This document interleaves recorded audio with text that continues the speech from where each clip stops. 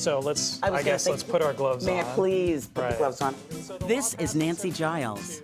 So this is the first penny that was produced. It's known as the flowing hair penny. Go ahead and pick it up. The first pennies were twice as large as today's penny, and those 1793 pennies were minted in controversy. People thought her hair was too wild. They thought it was unkept. It didn't speak to a more refined notion of liberty and womanhood. So as you'll see, it gets tamed.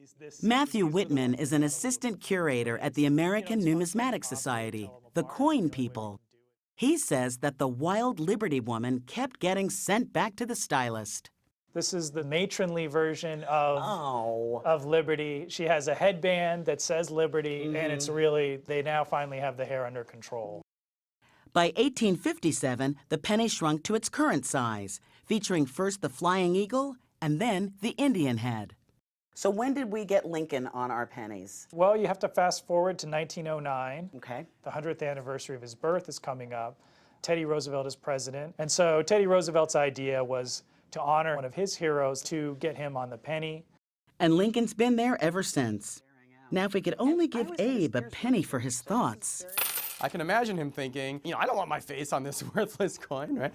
It's an argument that has grown louder in recent years, fueled in part by people like Jeff Gore who say, retire the penny already. Billions of pennies are made every year by the mint, so that they have a one-way trip from the mint to these stores, into our pockets, and then into some jar at home. What can you buy with a penny these days? Nothing. And how much time do we waste fishing around in our pockets and our purses and our wallets for pennies? Oh, found one. The penny, it's just, it'd be so easy for us to do away with it that, and other countries have done this. And Canada. That's right. Most recently, Canada retired their penny, and there were no earthquakes. Their economy is doing fine. That's right. 3 years ago, Canada said au revoir to the penny, joining close to a dozen other countries that have thrown their smallest coins into the smelter. Is it possible for there to be zero current in the solenoid? Yes or no? Ready. So how do you make change the Canadian way?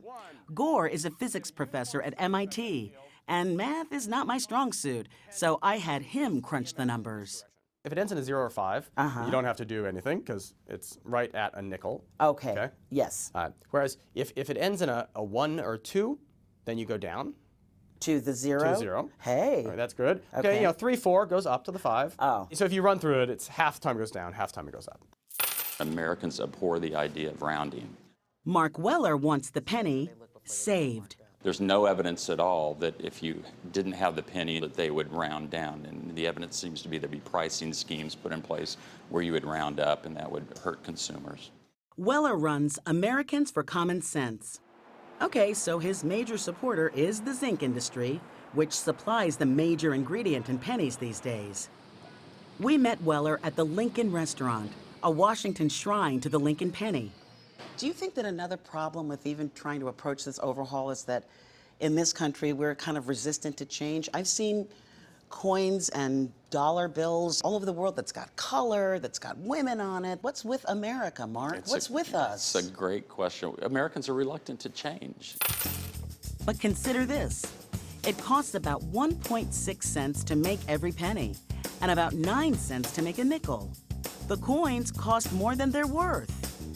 We could follow New Zealand's lead. They've dumped the penny and the nickel. If you visit New Zealand, everything is rounded to a 10. Oh, brother.